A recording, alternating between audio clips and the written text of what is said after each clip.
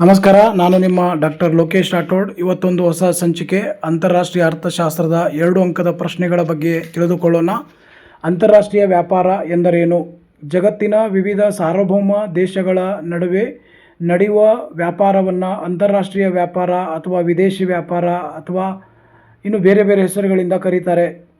ಅಥವಾ ವಿವಿಧ ದೇಶಗಳ ಪರಸ್ಪರ ಸರಕು ಮತ್ತು ಸೇವೆಗಳ ವಿನಿಮಯ ವ್ಯವಹಾರದಲ್ಲಿ ತೊಡಗುವುದನ್ನು ಅಂತಾರಾಷ್ಟ್ರೀಯ ವ್ಯಾಪಾರ ಎಂದು ಕರೆಯುತ್ತಾರೆ. ಅಥವಾ ಪ್ರಪಂಚದ ಬೇರೆ ಬೇರೆ ರಾಷ್ಟ್ರಗಳ ಮಧ್ಯೆ ನಡೆಯುವ ವ್ಯಾಪಾರವನ್ನು ಅಂತಾರಾಷ್ಟ್ರೀಯ ವ್ಯಾಪಾರ ಎಂದು ಕರೀತಾರೆ. ಉದಾಹರಣೆಗೆ ಭಾರತ ಅಮೇರಿಕ, ಅಥವಾ ಭಾರತ ಜಪಾನ್, ಅಥವಾ ಭಾರತ ಚೀನಾ, ಹೀಗೆ ಅನೇಕ ರಾಷ್ಟ್ರಗಳ ಮಧ್ಯೆ ನಡೆಯುವ ವ್ಯಾಪಾರವನ್ನು ಅಂತಾರಾಷ್ಟ್ರೀಯ ವ್ಯಾಪಾರ ಅಥವಾ ವಿದೇಶಿ ವ್ಯಾಪಾರ ಅಂತ ಕರೀತಾರೆ. ಅದೇ ರೀತಿ 2ನೇ ಪ್ರಶ್ನೆ, ಆಂತರಿಕ ವ್ಯಾಪಾರ ಎಂದರೇನು? ಒಂದು ದೇಶದ ಒಳಗಡೆ ನಡೆಯುವ ವ್ಯಾಪಾರವನ್ನು ಆಂತರಿಕ ಅಥವಾ ಅಂತರ್ದೇಶೀಯ ವ್ಯಾಪಾರ ಎಂದು ಕರೆಯುತ್ತಾರೆ. ಅಥವಾ ಒಂದು ದೇಶದ ಗಡಿ ಒಳಗಡೆ ನಡೆಯುವ ವ್ಯಾಪಾರವನ್ನು ಆಂತರಿಕ ವ್ಯಾಪಾರ ಎಂದು ಕರೆಯುತ್ತಾರೆ. ಅದೇ ರೀತಿ ವ್ಯಾಪಾರದ ಕರಾರು ಎಂದರೇನು? 3ನೇ ಪ್ರಶ್ನೆ, ದೇಶವೊಂದರ ಸರಕುಗಳು ಇನ್ನೊಂದು ದೇಶದ ಸರಕುಗಳೊಂದಿಗೆ ಯಾವ ದರದಲ್ಲಿ ವಿನಿಮಯಿಸಲ್ಪಡುತ್ತವೆ ಎಂಬುದನ್ನು ತಿಳಿಸುವುದನ್ನು ವ್ಯಾಪಾರದ ಕರಾರು ಎಂದು ಕರೆಯುತ್ತಾರೆ. ಅಥವಾ ಒಂದು ದೇಶದ ರಫ್ತು ಮಾಡಲಾಗುವ ಸರಕುಗಳು ಮತ್ತು ಆಮದು ಮಾಡಿಕೊಳ್ಳಲಾಗುವ ಸರಕುಗಳ ನಡುವಿನ ಅನುಪಾತವನ್ನು ವ್ಯಾಪಾರದ ಕರಾರು ಎಂದು ಕರೆಯುತ್ತಾರೆ.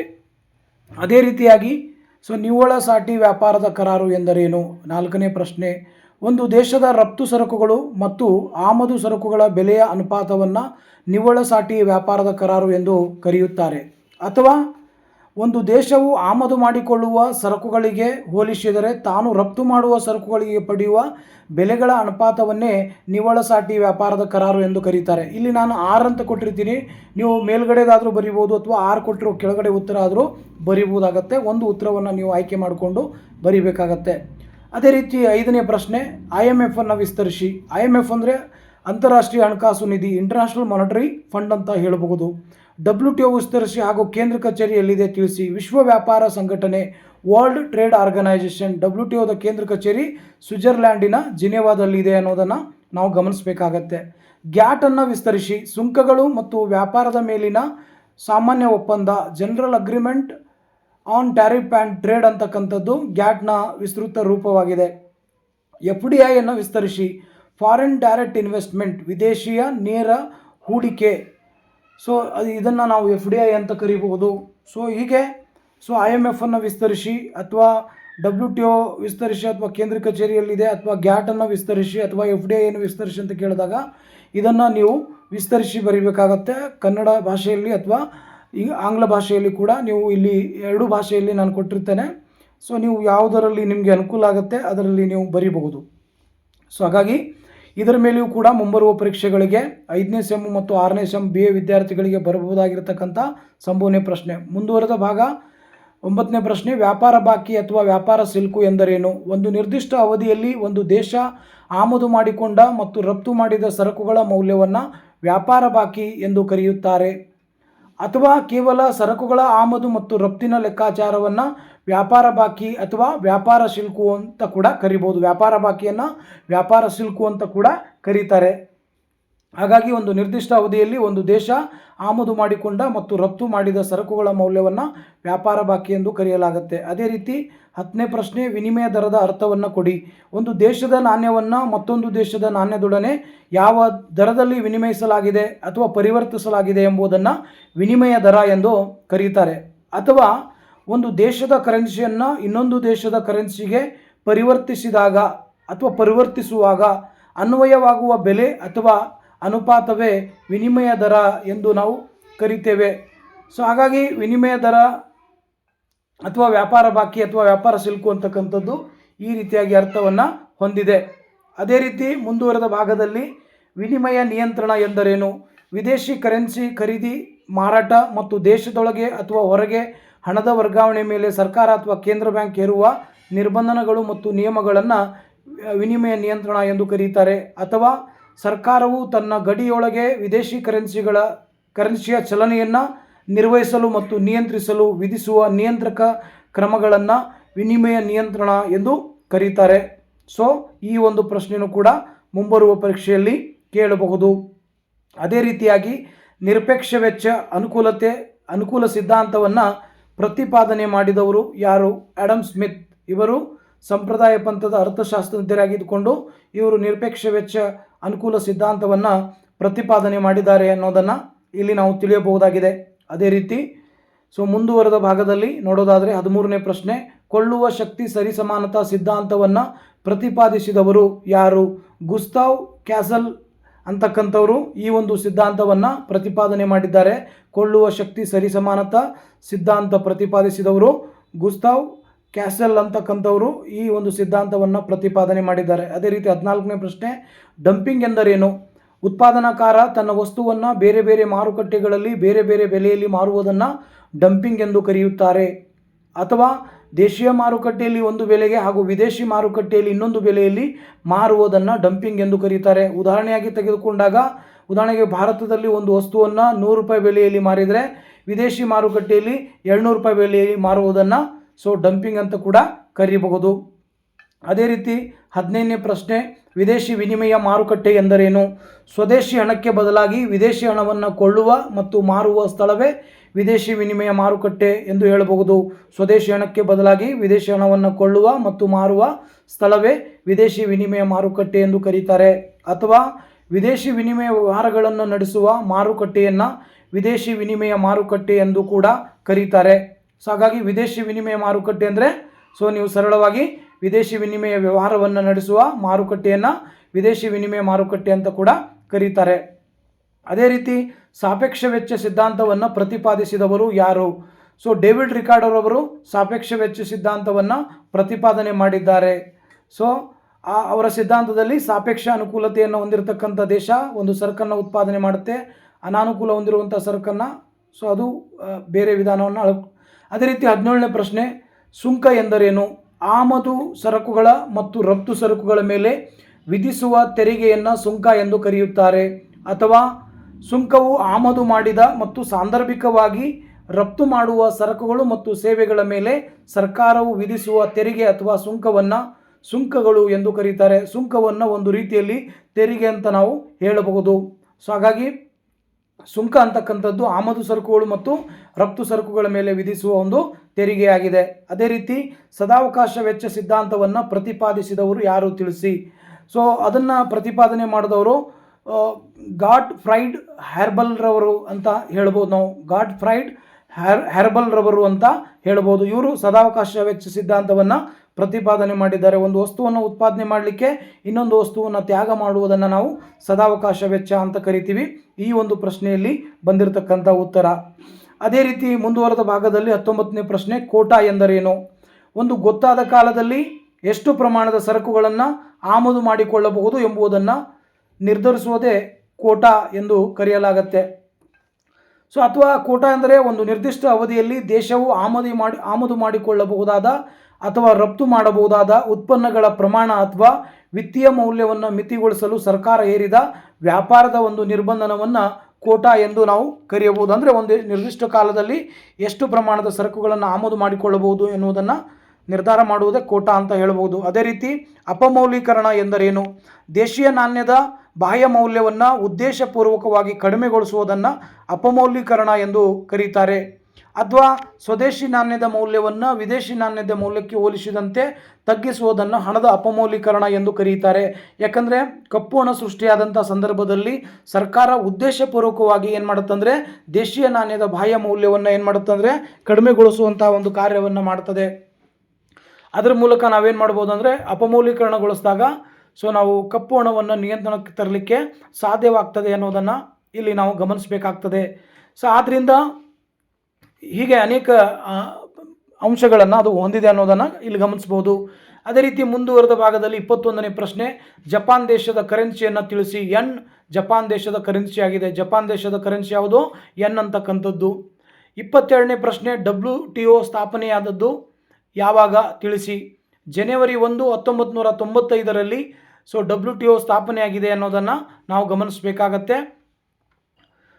ಅದೇ ರೀತಿ 23ನೇ ಪ್ರಶ್ನೆ, IBRDಯನ್ನು ವಿಸ್ತರಿಸಿ.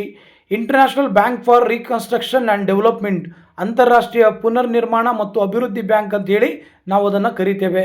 IBRD ಈಗ ಅದನ್ನು ವಿಶ್ವ ಬ್ಯಾಂಕ್ ಅಂತ ಕೂಡ ಕರೀತಾರೆ. 24ನೇ ಪ್ರಶ್ನೆ, ಮುಕ್ತ ವ್ಯಾಪಾರ ಎಂದರೇನು? ದೇಶಗಳ ನಡುವೆ ನಡೆಯುವ ವ್ಯಾಪಾರ ವಹಿವಾಟುಗಳ ಮೇಲೆ ಯಾವುದೇ ರೀತಿಯ ನಿರ್ಬಂಧನೆಗಳು ಹೇರಿಲ್ಲವಾದರೆ ಅದನ್ನು ಮುಕ್ತ ವ್ಯಾಪಾರ ನೀತಿ ಅಂತ ಕರೀತಾರೆ. ಈ ಮುಕ್ತ ವ್ಯಾಪಾರ ನೀತಿ ಅಂತಕ್ಕಂಥ ಪರಿಕಲ್ಪನೆಯನ್ನು ಪ್ರತಿಪಾದನೆ ಮಾಡಿದವರು ಆಡಮ್ ಸ್ಮಿತ್. ಅಥವಾ ಇದನ್ನು ಇನ್ನೊಂದು ಅರ್ಥದಲ್ಲಿ ಹೇಳೋದಾದರೆ, ವಿವಿಧ ದೇಶಗಳ ನಡುವೆ ಸರಕುಗಳ ಚಲನೆಗೆ ನಿರ್ಬಂಧನೆ ಇಲ್ಲದೇ ಇರುವ ನೀತಿಗೆ ಮುಕ್ತ ವ್ಯಾಪಾರ ನೀತಿ ಎಂದು ಕೂಡ ನಾವು ಕರಿತೇವೆ. ಸೊ ಮುಕ್ತ ವ್ಯಾಪಾರ ನೀತಿ ಅಂತಕ್ಕಂಥದ್ದು ಈ ಒಂದು ಪರಿಕಲ್ಪನೆ ನೀಡಿದವರು ಆಡಮ್ ಸ್ಮಿತ್ ಅಂತಕ್ಕಂಥವ್ರು. ಅಂದರೆ ಯಾವುದೇ ರೀತಿಯ ನಿರ್ಬಂಧನೆಗಳು ಇಲ್ಲ ವ್ಯಾಪಾರದಲ್ಲಿ. ಅದೇ ರೀತಿ 25ನೇ ಪ್ರಶ್ನೆ, ರಕ್ಷಣಾ ವ್ಯಾಪಾರ ಅಥವಾ ರಕ್ಷಣಾ ನೀತಿ ಎಂದರೇನು? ಸ್ವದೇಶಿ ಉದ್ಯಮಗಳನ್ನು ವಿದೇಶಿ ಸ್ಪರ್ಧೆಯಿಂದ ರಕ್ಷಿಸಲು ಅಳವಡಿಸಿಕೊಳ್ಳುವಂತಹ ವಾಣಿಜ್ಯ ನೀತಿಯನ್ನು ರಕ್ಷಣಾ ನೀತಿ ಅಥವಾ ರಕ್ಷಣಾ ವ್ಯಾಪಾರ ಎಂದು ಕರೀತಾರೆ. ಸ್ವದೇಶಿ ಉದ್ಯಮಗಳನ್ನು ವಿದೇಶಿ ಸ್ಪರ್ಧೆಯಿಂದ ರಕ್ಷಿಸಲಿಕ್ಕೆ ಅಳವಡಿಸಿಕೊಳ್ಳುವಂತಹ ವಾಣಿಜ್ಯ ನೀತಿಯನ್ನು ರಕ್ಷಣಾ ನೀತಿ ಅಥವಾ ರಕ್ಷಣಾ ವ್ಯಾಪಾರ ಎಂದು ಕರೀತಾರೆ. ಅಥವಾ ಇದನ್ನು ಇನ್ನೊಂದು ಅರ್ಥದಲ್ಲಿ ಹೇಳೋದಾದರೆ, ಸ್ವದೇಶಿ ಕೈಗಾರಿಕೆಗಳನ್ನು ರಕ್ಷಿಸುವ ಮತ್ತು ಇತರ ಉದ್ದೇಶಗಳಿಂದ ವಿದೇಶಿ ಕೈಗಾರಿಕೆಗಳ ಮೇಲೆ ನಿರ್ಬಂಧನೆಗಳು ವಿಧಿಸುವ ಪದ್ಧತಿಗೆ ರಕ್ಷಣಾ ವ್ಯಾಪಾರ ಎಂದು ಕರೀತಾರೆ. ಅದೇ ರೀತಿ 26ನೇದು, ಹಿಕ್ಸ್ಚರ್ ಮತ್ತು ವೈಲಿನ್ ಸಿದ್ಧಾಂತದ 4 ಊಹೆಗಳನ್ನು ನಾವಿಲ್ಲಿ ತಿಳ್ಕೊಳ್ಬಹುದು. ಮೊದಲನೇ ಊಹೆ, ಈ ಸಿದ್ಧಾಂತ 2x2x2 ಮಾದರಿ, ಅಂದರೆ 2 ವಸ್ತುಗಳು 2 ದೇಶಗಳು, ಸೊ 3 ಅಂಶಗಳನ್ನು ಇದು ಒಳಗೊಂಡಿದೆ. ಸೊ ಹಾಗಾಗಿ 2 ಉತ್ಪಾದನಾಂಗಗಳನ್ನು ಒಳಗೊಂಡಿದೆ. ಮತ್ತು ಉತ್ಪಾದನಾಂಗಗಳು ದೇಶದೊಳಗೆ ಚಲಿಸುತ್ತವೆ. ಅಂಶಗಳ ಸಮೃದ್ಧತೆ, ಸಾರಿಗೆ ವೆಚ್ಚದ ಪರಿಗಣನೆ ಇಲ್ಲ, ಮುಕ್ತ ವ್ಯಾಪಾರ ಪದ್ಧತಿ ಜಾರಿಯಲ್ಲಿರುತ್ತದೆ ಅನ್ನೋದನ್ನು ನಾವು ಗಮನಿಸಬೇಕಾಗತ್ತೆ. ಹಿಕ್ಸರ್ ವೈಲಿನ್ರವರ ಸಿದ್ಧಾಂತದ 4 ಊಹೆಗಳು. ಅದೇ ರೀತಿ 27ನೇ ಪ್ರಶ್ನೆ, ವಿದೇಶಿ ವಿನಿಮಯ ಮಾರುಕಟ್ಟೆಯಲ್ಲಿ ಪಾವತಿ ಮಾಡುವ 4 ವಿಧಾನಗಳನ್ನು ತಿಳಿಸಿ. ಸೊ ಪಾವತಿ ಮಾಡುವಂಥ ವಿಧಾನಗಳು: ಮುಂಗಡ ಪಾವತಿ, ಲೆಟರ್ ಆಫ್ ಕ್ರೆಡಿಟ್, ಸ್ಪಾಟ್ ಮಾರುಕಟ್ಟೆ, ಫಾರ್ವರ್ಡ್ ಮಾರುಕಟ್ಟೆ, ಓಪನ್ ಅಕೌಂಟ್ ಮತ್ತು ಡಾಕ್ಯುಮೆಂಟರಿ ಕಲೆಕ್ಷನ್ ಅಂತಕ್ಕಂತಹ 6 ವಿಧಾನಗಳು ಏನಾಗಿದ್ದಾವೆ ಅಂದರೆ ವಿದೇಶಿ ವಿನಿಮಯ ಮಾರುಕಟ್ಟೆಯಲ್ಲಿ ಪಾವತಿ ಮಾಡುವಂತಹ ವಿಧಾನಗಳಾಗಿದ್ದಾವೆ ಅನ್ನೋದನ್ನು ನಾವು ಗಮನಿಸಬೇಕಾಗತ್ತೆ. ಇದು ಕೂಡ ಮುಂಬರುವ ಪರೀಕ್ಷೆಗಳಲ್ಲಿ ಕೇಳಬಹುದಾಗಿರ್ತಕ್ಕಂಥ ಒಂದು ಸಂಭವನೀಯ ಪ್ರಶ್ನೆಯಾಗಿದೆ. ಆದ್ದರಿಂದ ನೀವು ಎಲ್ಲ ಸರಿಯಾದ ರೀತಿಯಲ್ಲಿ ಇದನ್ನು ಅಧ್ಯಯನ ಮಾಡಿಕೊಂಡು ಮುಂಬರುವ ಪರೀಕ್ಷೆಗಳಲ್ಲಿ ಹೆಚ್ಚು ಅಂಕ ಗಳಿಸಲಿಕ್ಕೆ ಅನುಕೂಲವಾಗುವ ರೀತಿಯಲ್ಲಿ ಈ ಒಂದು ಕ್ಲಾಸನ್ನು ನಾನು ಮಾಡಿದ್ದೇನೆ. ಅದೇ ರೀತಿ 28ನೇ ಪ್ರಶ್ನೆ, ಸಾಪೇಕ್ಷ ವೆಚ್ಚ ಸಿದ್ಧಾಂತ ಎಂದರೇನು? ಈ ಸಾಪೇಕ್ಷ ವೆಚ್ಚ ಸಿದ್ಧಾಂತವನ್ನು ಡೇವಿಡ್ ರಿಕಾರ್ಡೋರವರು ಪ್ರತಿಪಾದನೆ ಮಾಡಿದ್ದಾರೆ. ಒಂದು ದೇಶವು ತಾನು ಇತರ ದೇಶಗಳಿಗಿಂತ ಕಡಿಮೆ ವೆಚ್ಚದಲ್ಲಿ ಉತ್ಪಾದಿಸಬಹುದಾದ ವಸ್ತುಗಳ ಉತ್ಪಾದನೆಯಲ್ಲಿ ವೈಶಿಷ್ಟ್ಯತೆ ಸಾಧಿಸಿ ಆ ವಸ್ತುಗಳನ್ನು ರಫ್ತು ಮಾಡಬೇಕು ಮತ್ತು ತನಗೆ ಹೆಚ್ಚಿನ ವೆಚ್ಚ ತಗಲುವ ವಸ್ತುಗಳನ್ನು ಆಮದು ಮಾಡಿಕೊಳ್ಳಬೇಕೆನ್ನುವುದಕ್ಕೆ ಸಾಪೇಕ್ಷ ವೆಚ್ಚ ಸಿದ್ಧಾಂತ ಅಂಥೇಳಿ ನಾವು ಕರೀಬಹುದು. ಅಥವಾ ಇದನ್ನು ಪ್ರತಿಯೊಂದು ದೇಶವು ಸಾಪೇಕ್ಷ ವೆಚ್ಚ ಕನಿಷ್ಠ ಪ್ರಮಾಣದಲ್ಲಿರುವ ಸರಕಿನ ಉತ್ಪಾದನೆಯಲ್ಲಿ ವೈಶಿಷ್ಟ್ಯತೆಯನ್ನು ಸಾಧಿಸುವುದಕ್ಕೆ ಸಾಪೇಕ್ಷ ವೆಚ್ಚ ಸಿದ್ಧಾಂತ ಅಥವಾ ಸಾಪೇಕ್ಷ ವೆಚ್ಚ ಅನುಕೂಲತೆಯ ತತ್ವ ಅಂತ ಕೂಡ ಇದನ್ನು ಕರಿಬಹುದು. ಸೊ ಹಾಗಾಗಿ ಇದು ಕೂಡ ಮುಂಬರುವ ಪರೀಕ್ಷೆಗಳಲ್ಲಿ ಕೇಳಬಹುದಾಗಿರ್ತಕ್ಕಂಥ ಒಂದು ಸಂಭವನೀಯ ಪ್ರಶ್ನೆಯಾಗಿದೆ. ಅದೇ ರೀತಿ ಮುಂದುವರೆದ ಭಾಗದಲ್ಲಿ 29ನೇ ಪ್ರಶ್ನೆ, ಸ್ಥಿರ ವಿನಿಮಯ ದರ ಎಂದರೇನು? ವಿನಿಮಯ ದರದಲ್ಲಿ ಅನಿವಾರ್ಯ ಸಂದರ್ಭಗಳನ್ನು ಹೊರತುಪಡಿಸಿ ಬೇರೆಲ್ಲ ಸಂದರ್ಭಗಳಲ್ಲಿ ಸ್ಥಿರತೆ ಕಾಪಾಡುವುದನ್ನು ಸ್ಥಿರ ವಿನಿಮಯ ದರ ಎಂದು ಕರೆಯುತ್ತಾರೆ. ವಿನಿಮಯ ದರದಲ್ಲಿ ಅನಿವಾರ್ಯ ಸಂದರ್ಭಗಳನ್ನು ಹೊರತುಪಡಿಸಿ ಬೇರೆಲ್ಲ ಸಂದರ್ಭಗಳಲ್ಲಿ ಸ್ಥಿರತೆಯನ್ನು ಕಾಪಾಡುವುದಕ್ಕೆ ಸ್ಥಿರ ವಿನಿಮಯ ದರ ಎಂದು ಕರೆಯುತ್ತಾರೆ. ಅಥವಾ ಒಂದು ದೇಶದ ಕರೆನ್ಸಿ ಮೌಲ್ಯವನ್ನು ಮತ್ತೊಂದು ದೇಶದ ಕರೆನ್ಸಿಗೆ ಅಥವಾ ಚಿನ್ನದ ಬೆಲೆಗೆ ಕಟ್ಟುವುದನ್ನು ಸ್ಥಿರ ವಿನಿಮಯ ದರ ಎಂದು ಕೂಡ ಕರೀತಾರೆ. ಇದು ಕೂಡ ಮುಂಬರುವ ಪರೀಕ್ಷೆಗಳಲ್ಲಿ ಕೇಳಬಹುದಾಗಿರ್ತಕ್ಕಂಥ ಒಂದು ಪ್ರಶ್ನೆಯಾಗಿದೆ. ಅದೇ ರೀತಿ 30ನೇ ಪ್ರಶ್ನೆ, ಒಟ್ಟು ಸಾಟಿ ವ್ಯಾಪಾರದ ಕರಾರುಗಳನ್ನು ಪರಿಚಯಿಸಿದವರು ಯಾರು? FW ಟೌಸಿಂಗ್ ಅಂತಕ್ಕಂಥವ್ರು ಈ ಒಂದು ಪರಿಕಲ್ಪನೆಯನ್ನು ಪ್ರತಿಪಾದನೆ ಮಾಡಿದ್ದಾರೆ. FW ಟೌಸಿಂಗ್ ಅಂತಕ್ಕಂಥವ್ರು ಒಟ್ಟು ಸಾಟಿ ವ್ಯಾಪಾರದ ಕರಾರು ಪರಿಕಲ್ಪನೆಯನ್ನು ಪರಿಚಯ ಮಾಡಿದ್ದಾರೆ ಅನ್ನೋದನ್ನು ಇಲ್ಲಿ ನಾವು ಗಮನಿಸಬೇಕಾಗ್ತದೆ. ಇದು ಕೂಡ ಮುಂಬರುವ ಪರೀಕ್ಷೆಯಲ್ಲಿ ಬರಬಹುದಾಗಿರ್ತಕ್ಕಂಥ ಸಂಭವನೀಯ ಪ್ರಶ್ನೆಯಾಗಿದೆ. ಅದೇ ರೀತಿ ಸಡಿಲ ಅಥವಾ ಅಸ್ಥಿರ ವಿನಿಮಯ ದರ ಎಂದರೇನು? ವಿನಿಮಯ ಮಾರುಕಟ್ಟೆಯಲ್ಲಿನ ಬೇಡಿಕೆ ಮತ್ತು ಪೂರೈಕೆ ಅಂಶಗಳಿಂದ ಪ್ರಭಾವಿತವಾಗಿ ನಿರ್ಧಾರವಾಗುವ ವಿನಿಮಯ ದರವನ್ನು ಸಡಿಲ ಅಥವಾ ಅಸ್ಥಿರ ವಿನಿಮಯ ದರ ಎಂದು ಕರೆಯುತ್ತಾರೆ. ವಿನಿಮಯ ಮಾರುಕಟ್ಟೆಯಲ್ಲಿ ಬೇಡಿಕೆ ಮತ್ತು ಪೂರೈಕೆ ಅಂಶಗಳಿಂದ ಪ್ರಭಾವಿತವಾಗಿ ನಿರ್ಧಾರವಾಗುವ ವಿನಿಮಯ ದರವನ್ನು ಸಡಿಲ ಅಥವಾ ಅಸ್ಥಿರ ವಿನಿಮಯ ದರ ಎಂದು ಕರೀತಾರೆ. ಅಥವಾ ಇದನ್ನು ಇನ್ನೊಂದು ಅರ್ಥದಲ್ಲಿ ಹೇಳೋದಾದರೆ, ಅಂತಾರಾಷ್ಟ್ರೀಯ ಮಾರುಕಟ್ಟೆಯಲ್ಲಿನ ವಿದೇಶಿ ವಿನಿಮಯದ ಬೇಡಿಕೆ ಮತ್ತು ಪೂರೈಕೆ ಆಧಾರದ ಮೇಲೆ ಒಂದು ದೇಶದ ಕರೆನ್ಸಿಯ ಮೌಲ್ಯ ಏರಿಳಿತವಾಗುವ ವ್ಯವಸ್ಥೆಯನ್ನು ಸಡಿಲ ವಿನಿಮಯ ದರ ಅಥವಾ ಅಸ್ಥಿರ ವಿನಿಮಯ ದರ ಎಂದು ಕೂಡ ಕರೆಯಬಹುದು. ಸೊ ಇದು ಕೂಡ ಮುಂಬರುವ ಪರೀಕ್ಷೆಗಳಲ್ಲಿ ಕೇಳಬಹುದಾಗಿರತಕ್ಕಂಥ ಒಂದು ಸಂಭವನೀಯ ಪ್ರಶ್ನೆಯಾಗಿದೆ. ಅದೇ ರೀತಿ ಮುಂದುವರೆದ ಭಾಗದಲ್ಲಿ 32ನೇ ಪ್ರಶ್ನೆ, ತಕ್ಷಣದ ವಿನಿಮಯ ದರ ಎಂದರೇನು? ಸ್ಪಾಟ್ ಎಕ್ಸ್ಚೇಂಜ್ ರೇಟ್ ಅಂದ್ರೆ ಏನು ಅಂತ ಕೇಳ್ತಾರೆ. ವಿದೇಶಿ ವಿನಿಮಯವನ್ನು ಸದ್ಯದಲ್ಲಿರುವ ದರದಲ್ಲಿ ಪೂರೈಸಬೇಕಾಗಿರುವ ದರಕ್ಕೆ ತಕ್ಷಣ ದರ ಎಂದು ಕರೀತಾರೆ. ವಿದೇಶಿ ವಿನಿಮಯವನ್ನು ಸದ್ಯದಲ್ಲಿರುವ ದರದಲ್ಲಿ ಪೂರೈಸಬೇಕಾಗಿರುವ ದರಕ್ಕೆ ತಕ್ಷಣ ದರ ಎಂದು ಕರೀತಾರೆ. ಅಥವಾ ವಿದೇಶಿ ಹಣವನ್ನು ಯಾವ ಸಂದರ್ಭದಲ್ಲಿ ಪೂರೈಸಬೇಕಾಗಿರುತ್ತದೆಯೋ ಆ ಸಂದರ್ಭದಲ್ಲಿರುವ ದರಕ್ಕೆ ತಕ್ಷಣ ದರ ಅಥವಾ ಸದ್ಯದ ದರವೆಂದು ಕೂಡ ಕರೆಯಲಾಗುತ್ತೆ. ಇದನ್ನು ತಕ್ಷಣದ ವಿನಿಮಯ ದರ ಎಂದು ಕರೀತಾರೆ. ಅದೇ ರೀತಿ 33ನೇ ಪ್ರಶ್ನೆ, ಮುಂಗಡ ವಿನಿಮಯ ದರ ಎಂದರೇನು? ಭವಿಷ್ಯದಲ್ಲಿ ಮಾಡಬೇಕಾಗಿರುವ ವಿನಿಮಯ ಕಾರ್ಯಗಳಿಗೆ ಹಿಂದೆ ಒಪ್ಪಂದ ಮಾಡಿಕೊಂಡ ವಿನಿಮಯ ದರವನ್ನು ನಿರ್ಧರಿಸಿಕೊಂಡರೆ ಅದು ಮುಂಗಡ ಅಥವಾ ವಾಯ್ದೆಯ ದರವಾಗಿರುತ್ತದೆ ಅನ್ನೋದನ್ನು ಗಮನಿಸಬೇಕಾಗತ್ತೆ. ಅಥವಾ ಭವಿಷ್ಯದ ಒಂದು ನಿರ್ದಿಷ್ಟ ದಿನಾಂಕದಂದು ವಿದೇಶಿ ಕರೆನ್ಸಿಯನ್ನು ಖರೀದಿಸಲು ಅಥವಾ ಮಾರಾಟ ಮಾಡಲು ಹಿಂದೆ ನಿಗದಿಪಡಿಸಲಾದ ವಿನಿಮಯ ದರವನ್ನು ನಾವು ಮುಂಗಡ ವಿನಿಮಯ ದರ ಎಂದು ಕೂಡ ಕರೀಬಹುದು. ಹಾಗಾಗಿ ಭವಿಷ್ಯದಲ್ಲಿ ಮಾಡಬೇಕಾಗಿರುವ ವಿನಿಮಯ ಕಾರ್ಯಗಳಿಗೆ ಹಿಂದೆ ಒಪ್ಪಂದ ಮಾಡಿಕೊಂಡ ವಿನಿಮಯ ದರವನ್ನು ನಿರ್ಧರಿಸಿಕೊಂಡರೆ ಅದನ್ನು ನಾವು ಮುಂಗಡ ಅಥವಾ ವಾಯ್ದೆಯ ದರ ಅಂತ ಕೂಡ ಹೇಳ್ಬೋದು. ಇದು ಕೂಡ ಪ್ರಶ್ನೆ ಬರಬಹುದು ಪರೀಕ್ಷೆಯಲ್ಲಿ. 34ನೆಯ ಪ್ರಶ್ನೆ, ನೈಜ ವೆಚ್ಚದ ವ್ಯಾಪಾರ ಕರಾರು ಎಂದರೇನು? ಏಕಘಟಕ ವ್ಯಾಪಾರದ ಕರಾರನ್ನು ರಫ್ತು ಸರಕುಗಳ ಉತ್ಪಾದನೆಯಲ್ಲಿ ತೊಡಗಿಸಿರುವ ಉತ್ಪಾದನಾಂಗಗಳ ಪ್ರತಿ ಘಟಕದ ಅಸಂತುಷ್ಟಿಯ ಪ್ರಮಾಣದ ಸೂಚ್ಯಾಂಕದಿಂದ ಗುಣಿಸಿದರೆ ಅದನ್ನು ನಾವು ನೈಜ ವೆಚ್ಚದ ವ್ಯಾಪಾರ ಕರಾರು ಅಂತ ಕೂಡ ಹೇಳಬಹುದು. ಅಥವಾ ಅದನ್ನು ಇನ್ನೊಂದು ಅರ್ಥದಲ್ಲಿ ನೋಡೋದಾದರೆ, ಅಂತಾರಾಷ್ಟ್ರೀಯ ವ್ಯಾಪಾರದಲ್ಲಿ ಒಂದು ದೇಶ ತನ್ನ ರಫ್ತು ಸರಕುಗಳನ್ನು ತಯಾರಿಸಲು ವಹಿಸುವ ನೈಜ ಉತ್ಪಾದನಾ ವೆಚ್ಚ ಅಂದರೆ ಕಷ್ಟ ಅಥವಾ ತ್ಯಾಗ ಮತ್ತು ಆಮದು ಮಾಡಿಕೊಳ್ಳಲು ಸರಕುಗಳ ನಡುವಿನ ಅನುಪಾತವನ್ನು ಅಳೆಯುವ ಒಂದು ಸೂಚ್ಯಾಂಕವನ್ನೇ ನೈಜ ವೆಚ್ಚದ ವ್ಯಾಪಾರ ಕರಾರು ಎಂದು ಕೂಡ ನಾವು ಕರೀಬಹುದು. ಸೊ ಇಲ್ಲಿ 6 ಅಂತ ಕೊಟ್ಟಾಗ ಮೇಲಿಂದಾದರೂ ಬರಿಬೋದು ಅಥವಾ ಕೆಳಗಡೆ ಆದರೂ ಬರಿಬೋದು. ನಿಮಗೆ ಯಾವುದು ಅನುಕೂಲ ಆಗುತ್ತೆ ಆ ಉತ್ತರವನ್ನು ನೀವು ಪರೀಕ್ಷೆಯಲ್ಲಿ ಬರೆದು ಹೆಚ್ಚು ಅಂಕಗಳನ್ನು ಪಡೆದುಕೊಳ್ಳಿಕ್ಕೆ ಅವಕಾಶವಾಗುವ ರೀತಿಯಲ್ಲಿ ನಾನು ಈ ಥರ ಕ್ಲಾಸ್ಗಳನ್ನು ನಿಮಗಾಗಿ ಮಾಡಿದ್ದೇನೆ. ಶ್ರಮಪಟ್ಟು ಇದರ ಸದುಪಯೋಗವನ್ನು ಪಡಿಸಿಕೊಳ್ಳಿ. ಅದೇ ರೀತಿ 35ನೇ ಪ್ರಶ್ನೆ, ವಿದೇಶಿ ವಿನಿಮಯ ಎಂದರೇನು? ಒಂದು ದೇಶದ ಚಲಾವಣೆಯ ಹಣವನ್ನು ಮತ್ತೊಂದು ದೇಶದ ಚಲಾವಣೆ ಹಣಕ್ಕೆ ಪರಿವರ್ತಿಸುವ ಪ್ರಕ್ರಿಯೆ. ಅಂದರೆ ಒಂದು ದೇಶ ಇದೆ, ಈಗ ಭಾರತ ದೇಶ ಇದೆ, ಭಾರತ ದೇಶದ ಒಂದು ಚಲಾವಣೆ ಹಣವನ್ನು ಮತ್ತೊಂದು ದೇಶ ಅಂದರೆ ಅಮೇರಿಕ ಆಗಿರ್ಬೋದು ಅಥವಾ ಬೇರೆ ದೇಶ ಒಂದು ದೇಶದ ಚಲಾವಣೆ ಹಣವನ್ನು ಮತ್ತೊಂದು ದೇಶದ ಚಲಾವಣೆ ಹಣಕ್ಕೆ ಪರಿವರ್ತಿಸುವ ಪ್ರಕ್ರಿಯೆಯನ್ನು ಅಥವಾ ವಿದೇಶಿ ವಿನಿಮಯವು ಒಂದು ಕರೆನ್ಸಿಯನ್ನು ಇನ್ನೊಂದು ವಿನಿಮಯ ಮಾಡಿಕೊಳ್ಳುವ ಪ್ರಕ್ರಿಯೆ ಎಂದು ಹೇಳಬಹುದು. ಇದಕ್ಕೆ ವಿದೇಶಿ ವಿನಿಮಯ ಅಂತ ನಾವು ಹೇಳಬಹುದು. ಅದೇ ರೀತಿ 36ನೇ ಪ್ರಶ್ನೆ, ರಫ್ತು ವ್ಯಾಪಾರ ಎಂದರೇನು?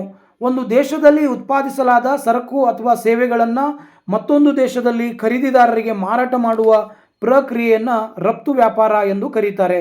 ಅಥವಾ ನಮ್ಮ ದೇಶದಲ್ಲಿ ತಯಾರಾದ ಸರಕುಗಳನ್ನು ಬೇರೆ ದೇಶಗಳಿಗೆ ಮಾರಾಟ ಮಾಡುವುದನ್ನು ರಫ್ತು ಎಂದು ಕರೆಯಲಾಗುತ್ತೆ. ಉದಾಹರಣೆಗೆ ಭಾರತದಲ್ಲಿ ಉತ್ಪಾದನೆಯಾಗಿರ್ತಕ್ಕಂಥ ಚಹಾ ಅಥವಾ ಸಾಫ್ಟ್ವೇರ್ ಸೇವೆಗಳನ್ನು ನಾವು ಅಮೇರಿಕಾಗೆ ಮಾರಾಟ ಮಾಡುವುದನ್ನು ನಾವು ರಫ್ತು ಅಂತ ಹೇಳಬಹುದು. ಹಾಗಾಗಿ ರಫ್ತು ವ್ಯಾಪಾರ ಅಂತಕ್ಕಂಥದ್ದು ಕೂಡ ಪ್ರಸ್ತುತವಾಗಿ ಬರುವಂಥ ಒಂದು ಪ್ರಶ್ನೆ ಆಗಿರ್ತದೆ ಅನ್ನೋದನ್ನು ನಾವು ಗಮನಿಸಬೇಕಾಗ್ತದೆ. ಸೊ ಹೀಗೆ ಮುಂಬರುವ ಪರೀಕ್ಷೆಗಳಲ್ಲಿ ಈ ಪ್ರಶ್ನೆಗಳು ಕೂಡ ಬರುವ ಸಾಧ್ಯತೆಗಳು ಹೆಚ್ಚಿನ ಪ್ರಮಾಣದಲ್ಲಿದ್ದಾವೆ. ಅದೇ ರೀತಿ 37ನೇ ಪ್ರಶ್ನೆ, ರೂಪಾಯಿ ಮೌಲ್ಯ ವೃದ್ಧಿ ಎಂದರೇನು ಅಥವಾ ರೂಪಾಯಿ ಮೌಲ್ಯವರ್ಧನೆ ಎಂದರೇನು? ಎರಡು ಒಂದೇ.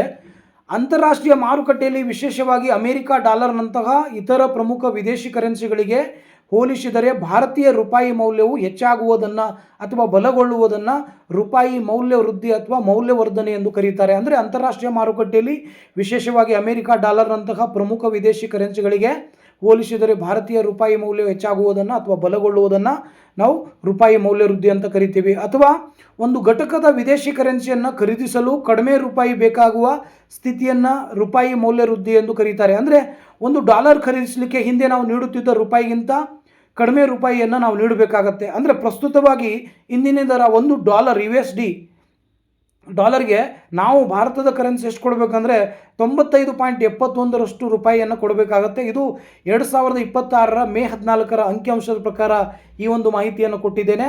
ರೂಪಾಯಿ ಮೌಲ್ಯವರ್ಧನೆ ಅಂದರೆ ಭಾರತದ ಒಂದು ಅಮೆರಿಕ ಡಾಲರ್ಗಳ ಎದುರಿಗೆ ವಿದೇಶಿ ಕರೆನ್ಸಿಗೆ ಹೋಲಿಸಿದರೆ ಭಾರತದ ರೂಪಾಯಿ ಮೌಲ್ಯ ಏನಾಗಿರುತ್ತೆ ಅಂದರೆ ಇಲ್ಲಿ ಹೆಚ್ಚಾಗಿರುತ್ತೆ ಅನ್ನೋದನ್ನು ನಾವು ಗಮನಿಸಬೇಕಾಗತ್ತೆ. ಆಗ ರೂಪಾಯಿಯಲ್ಲಿ ವೃದ್ಧಿ ಅಥವಾ ಮೌಲ್ಯವರ್ಧನೆ ಆಗುತ್ತದೆ. ಅದೇ ರೀತಿ 38ನೇ ಪ್ರಶ್ನೆ, ಪಾವತಿ ಶಿಲ್ಕು ಎಂದರೇನು ಅಥವಾ ಸಂದಾಯ ಶಿಲ್ಕು ಎಂದರೇನು? ಎರಡಕ್ಕೂ ಒಂದೇ ಉತ್ತರ ಇರುತ್ತೆ. ಒಂದು ದೇಶವು ಒಂದು ನಿರ್ದಿಷ್ಟ ಅವಧಿಯಲ್ಲಿ ಜಗತ್ತಿನ ಇತರ ದೇಶಗಳೊಡನೆ ನಡೆಸಿದ ಎಲ್ಲ ಆರ್ಥಿಕ ವ್ಯವಹಾರಗಳನ್ನು ತೋರಿಸುವ ಪಟ್ಟಿಯನ್ನು ಪಾವತಿ ಶುಲ್ಕು ಅಥವಾ ಸಂದಾಯ ಬಾಕಿ ಎಂದು ಕರೆಯುತ್ತಾರೆ. ಒಂದು ದೇಶವು ಒಂದು ನಿರ್ದಿಷ್ಟ ಅವಧಿಯಲ್ಲಿ ಜಗತ್ತಿನ ಇತರ ದೇಶಗಳೊಡನೆ ನಡೆಸಿದ ಎಲ್ಲ ಆರ್ಥಿಕ ವ್ಯವಹಾರಗಳನ್ನು ತೋರಿಸುವ ಪಟ್ಟಿಯನ್ನು ಪಾವತಿ ಶುಲ್ಕು ಅಥವಾ ಸಂದಾಯ ಬಾಕಿ ಎಂದು ಕರೆಯುತ್ತಾರೆ. ಅಥವಾ ಇದನ್ನು ಇನ್ನೊಂದು ಅರ್ಥದಲ್ಲಿ, ಒಂದು ದೇಶವು ನಿರ್ದಿಷ್ಟ ಅವಧಿಯಲ್ಲಿ ಇತರ ದೇಶಗಳೊಡನೆ ಕೈಗೊಂಡಂತಹ ಸರಕು ಮತ್ತು ಸೇವೆಗಳ ಆಮದುಗಳು ಮತ್ತು ರಫ್ತುಗಳ ಮೌಲ್ಯವನ್ನು ಮತ್ತು ಬಂಡವಾಳದ ವಿವರಗಳನ್ನು ನಮೂದಿಸುವುದನ್ನು ಪಾವತಿ ಶುಲ್ಕು ಅಥವಾ ಸಂದಾಯ ಶುಲ್ಕು ಅಂತ ಕರೀತಾರೆ. ಅಂದರೆ ಇಲ್ಲಿ ಏನರ್ಥ ಆಗುತ್ತಂದರೆ, ಒಂದು ದೇಶವು ಅಂದರೆ ಅದು ಭಾರತ ದೇಶವು ಒಂದು ನಿರ್ದಿಷ್ಟ ಅವಧಿಯಲ್ಲಿ ಅಂದರೆ ಒಂದು ಹಣಕಾಸು ವರ್ಷದಲ್ಲಿ ಜಗತ್ತಿನ ಅಂದರೆ ಅಮೇರಿಕ ಆಗಿರ್ಬೋದು, ಜಪಾನ್ ಆಗಿರ್ಬೋದು, ಅಥವಾ ಜರ್ಮನಿ ಆಗಿರ್ಬೋದು, ಅಥವಾ ಫ್ರಾನ್ಸ್ ಆಗಿರ್ಬೋದು, ಜಗತ್ತಿನ ಎಲ್ಲ ದೇಶಗಳೊಂದಿಗೆ ನಡೆಸಿದಂಥ ಆರ್ಥಿಕ ವ್ಯವಹಾರಗಳನ್ನು ತೋರಿಸುವಂಥ ಪಟ್ಟಿಯನ್ನು ಪಾವತಿ ಶುಲ್ಕು ಅಥವಾ ಸಂದಾಯ ಶುಲ್ಕು ಅಂತ ಹೇಳ್ಬೋದು. ಅದೇ ರೀತಿ 39ನೇ ಪ್ರಶ್ನೆ, IMFನ 4 ಉದ್ದೇಶಗಳನ್ನು ತಿಳಿಸಿ. ಅಂತಾರಾಷ್ಟ್ರೀಯ ಹಣಕಾಸಿನ ಸಹಕಾರ ವಿನಿಮಯ ದರದಲ್ಲಿ ಸ್ಥಿರತೆಯನ್ನು ಕಾಪಾಡುವುದು, ವಿನಿಮಯ ನಿಯಂತ್ರಣಗಳ ನಿರ್ಮೂಲನೆಯನ್ನು ಮಾಡಬಹುದು, ಸಂದಾಯ ಸಿಲುಕಿನಲ್ಲಿ ಅಸಮತೋಲನವನ್ನು ನಿವಾರಣೆ ಮಾಡಬಹುದು, ಅಂತಾರಾಷ್ಟ್ರೀಯ ವ್ಯಾಪಾರದ ಸಮತೋಲನ ಅಭಿವೃದ್ಧಿಪಡಿಸ್ಬೋದು. ಸೊ ಹೀಗೆ 5-6 ಉದ್ದೇಶಗಳನ್ನು ಕೊಟ್ಟಿದ್ದೇನೆ. ಇಲ್ಲಿ ಪ್ರಶ್ನೆ ನಿಮಗೆ 2 ಉದ್ದೇಶ ಕೇಳಬಹುದು ಅಥವಾ 4 ಉದ್ದೇಶನಾದರೂ ಕೇಳಬಹುದು. ಸೊ ಇವೆಲ್ಲ IMFನ ಉದ್ದೇಶಗಳಾಗಿರ್ತವೆ. ಅಂತಾರಾಷ್ಟ್ರೀಯ ಹಣಕಾಸಿನ ಸಹಕಾರ, ವಿನಿಮಯ ದರದಲ್ಲಿ ಸ್ಥಿರತೆ ಕಾಪಾಡೋದು, ವಿನಿಮಯ ನಿಯಂತ್ರಣಗಳ ನಿರ್ಮೂಲನೆ, ಸಂದಾಯ ಸಿಲುಕಿನಲ್ಲಿ ಅಸಮತೋಲನ ನಿವಾರಣೆ, ಅಂತಾರಾಷ್ಟ್ರೀಯ ವ್ಯಾಪಾರದ ಸಮತೋಲನ ಅಭಿವೃದ್ಧಿ. ಅದೇ ರೀತಿ ವಿನಿಮಯ ದರದ 4 ಉದ್ದೇಶಗಳನ್ನು ತಿಳಿಸಿ. ಅಂತಾರಾಷ್ಟ್ರೀಯ ವ್ಯಾಪಾರದ ಸೌಲಭ್ಯ, ಆರ್ಥಿಕತೆಯ ಸ್ಥಿರತೆ ಮತ್ತು ನಿಯಂತ್ರಣ, ಹೂಡಿಕೆ ಮತ್ತು ವಿದೇಶಿ ವಿನಿಮಯ, ಬೆಲೆ ಹೋಲಿಕೆ ಮತ್ತು 5ನೇ ಅಪಾಯ ನಿರ್ವಹಣೆ. ಇವೆಲ್ಲವೂ ವಿದೇಶಿ ವಿನಿಮಯ ದರದ 4 ಉದ್ದೇಶಗಳು ಅಂತೇಳಿ ನಾವು ವಿನಿಮಯ ದರದ ಉದ್ದೇಶಗಳಂದ್ರೂ ಒಂದೇ, ವಿನಿಮಯ ನಿಯಂತ್ರಣದ ಉದ್ದೇಶ. ಸೊ ಎರಡಕ್ಕೂ ಇದೇ ಉತ್ತರ ಬರೆದ್ರೆ ಸಾಕಾಗತ್ತೆ. ಅಂತಾರಾಷ್ಟ್ರೀಯ ವ್ಯಾಪಾರ ಸೌಲಭ್ಯ, ಬೆಲೆ ಹೋಲಿಕೆ, ಅಪಾಯ ನಿರ್ವಹಣೆ ಇವೆಲ್ಲ ಅಂಶಗಳನ್ನು ನೀವು ತಿಳಿದುಕೊಂಡು ಬರೀಬೇಕಾಗತ್ತೆ. ಅದೇ ರೀತಿ 41ನೇ ಪ್ರಶ್ನೆ, ವಿದೇಶಿಯ ನೇರ ಹೂಡಿಕೆ ಎಂದರೇನು? ವಿದೇಶಿ ಹೂಡಿಕೆದಾರರು ಸ್ವತ್ತುಗಳ ಮೇಲೆ ಒಡೆತನವನ್ನು ಹೊಂದಿರುವುದು ಮಾತ್ರವಲ್ಲದೆ ಅತಿಥೇಯ ದೇಶಗಳಲ್ಲಿ ಆದಾಯವನ್ನು ಸೃಷ್ಟಿಸುವ ಚಟುವಟಿಕೆಗಳ ಮೇಲೆ ನಿಯಂತ್ರಣವನ್ನು ಹೊಂದಿರುವಂತಹ ರೂಪದ ಹೂಡಿಕೆಯೇ ವಿದೇಶಿ ನೇರ ಹೂಡಿಕೆಯಾಗಿರ್ತದೆ ಅನ್ನೋದನ್ನು ಗಮನಿಸಬೇಕಾಗ್ತದೆ. ಅಥವಾ ಒಬ್ಬ ವ್ಯಕ್ತಿ ಅಥವಾ ಸಂಸ್ಥೆ ವಿದೇಶದಲ್ಲಿ ನೆಲೆಸಿದೆ ಮತ್ತು ಇನ್ನೊಂದು ದೇಶದಲ್ಲಿ ಹೂಡಿಕೆ ಮಾಡಲು ನಿರ್ಧರಿಸುತ್ತದೆ. ಇದನ್ನು ವಿದೇಶಿ ನೇರ ಹೂಡಿಕೆ ಅಂತ ಹೇಳಬಹುದು. ಉದಾಹರಣೆಗೆ ಈಗ ಅಮೇರಿಕ ಇದೆ, ಅಮೇರಿಕ ತನ್ನ ರಾಷ್ಟ್ರದಲ್ಲಿ ನೆಲೆಸಿಕೊಂಡು ಭಾರತದಲ್ಲಿ ತನ್ನ ಹಣವನ್ನು ಹೂಡಿಕೆ ಮಾಡಿದರೆ ಅದಕ್ಕೆ ವಿದೇಶಿ ನೇರ ಹೂಡಿಕೆ ಅಂತ ಹೇಳಬಹುದು. ಹಾಗಾಗಿ ವಿದೇಶಿ ಹೂಡಿಕೆದಾರರು ಸ್ವತ್ತುಗಳ ಮೇಲೆ ಒಡೆತನವನ್ನು ಹೊಂದಿರುವುದು ಮಾತ್ರವಲ್ಲದೆ ಅತಿಥೇಯ ದೇಶಗಳಲ್ಲಿ ಆದಾಯ ಸೃಷ್ಟಿಸುವ ಚಟುವಟಿಕೆಗಳ ಮೇಲೆ ನಿಯಂತ್ರಣವನ್ನು ಹೊಂದಿರತಕ್ಕಂಥ ರೂಪದ ಹೂಡಿಕೆ ವಿದೇಶಿ ನೇರ ಹೂಡಿಕೆಯಾಗಿರ್ತದೆ ಅನ್ನೋದನ್ನು ನಾವು ಇಲ್ಲಿ ಗಮನಿಸಬೇಕಾಗತ್ತೆ. ಅಥವಾ ಇನ್ನೊಂದು ಅರ್ಥದಲ್ಲಿ ಹೇಳೋದಾದರೆ, ಒಬ್ಬ ವ್ಯಕ್ತಿ ಅಥವಾ ಸಂಸ್ಥೆಯು ವಿದೇಶದಲ್ಲಿ ನೆಲೆಸಿದ್ದು ಮತ್ತು ಇನ್ನೊಂದು ದೇಶದಲ್ಲಿ ಹೂಡಿಕೆ ಮಾಡಲು ನಿರ್ಧರಿಸಿದರೆ ಅದನ್ನು ನಾವು ವಿದೇಶಿಯ ನೇರ ಹೂಡಿಕೆ ಅಂತ ಕೂಡ ನಾವು ಕರೀಬಹುದು. ಉದಾಹರಣೆಗೆ ಈಗ ಜಪಾನ್ ದೇಶ ಇದೆ, ಅಥವಾ ಜರ್ಮನಿ ಇದೆ, ಅಥವಾ ಚೀನಾ ಇದೆ. ಆ ದೇಶ ತನ್ನ ರಾಷ್ಟ್ರದಲ್ಲಿ ನೆಲೆಸಿಕೊಂಡು ನಮ್ಮ ದೇಶದಲ್ಲಿ ಬಂಡವಾಳವನ್ನು ಹೂಡಿಕೆ ಮಾಡಿದರೆ ಅದಕ್ಕೆ ನಾವೇನಂತ ಕರಿಬೋದು? ವಿದೇಶಿಯ ನೇರ ಹೂಡಿಕೆ ಅಂತ ಕರಿಬೋದು. ಈ ವಿದೇಶಿ ನೇರ ಹೂಡಿಕೆಯಿಂದ ನಮ್ಮ ದೇಶದಲ್ಲಿ ಉದ್ಯಮಗಳು ಸ್ಟಾರ್ಟ್ ಆಗ್ತವೆ, ಅದರಿಂದ ಉದ್ಯೋಗಾವಕಾಶಗಳು ಕೂಡ ಹೆಚ್ಚಾಗ್ತದೆ. ಹೀಗೆ ನನ್ನ ಕ್ಲಾಸನ್ನು ವಿಶೇಷವಾದ ಒಂದು ಅಂತಾರಾಷ್ಟ್ರೀಯ ಅರ್ಥಶಾಸ್ತ್ರ 2 ಅಂಕದ ಪ್ರಶ್ನೆಗಳಿಗೆ ಸಂಬಂಧಪಟ್ಟ ಹಾಗೆ ಇವತ್ತಿನ ಒಂದು ವಿಶೇಷ ಸಂಚಿಕೆಯನ್ನು ನಿಮಗೋಸ್ಕರ BA 4ನೇ ಸೆಮಿಸ್ಟರ್ ಮತ್ತು BA 6ನೇ ಸೆಮಿಸ್ಟರ್ ವಿದ್ಯಾರ್ಥಿಗಳಿಗೆ ಅನುಕೂಲವಾಗಲಿ ಎನ್ನುವ ದೃಷ್ಟಿಕೋನದಿಂದ, ಪರೀಕ್ಷೆಯಲ್ಲಿ ಹೆಚ್ಚು ಅಂಕಗಳನ್ನು ಪಡೆದುಕೊಳ್ಳಲಿ ಎನ್ನುವ ದೃಷ್ಟಿಕೋನದಿಂದ, ಕರ್ನಾಟಕದ ಎಲ್ಲ ರಾಜ್ಯದ ವಿಶ್ವವಿದ್ಯಾಲಯಗಳಿಗೆ ಅನುಕೂಲವಾಗಲಿ ಎನ್ನುವ ದೃಷ್ಟಿಕೋನದಿಂದ ಈ ಒಂದು ಕ್ಲಾಸನ್ನು ಮಾಡಿದ್ದೇನೆ. ನಾನು ಮಾಡಿರುವಂಥ ಕ್ಲಾಸ್ ನಿಮಗೆ ಇಷ್ಟವಾಗಿದ್ದರೆ ನನ್ನ ಚಾನಲನ್ನು ಸಬ್ಸ್ಕ್ರೈಬ್ ಮಾಡಿ, ಶೇರ್ ಮಾಡಿ, ಕಮೆಂಟ್ ಮಾಡಿ. ಧನ್ಯವಾದ.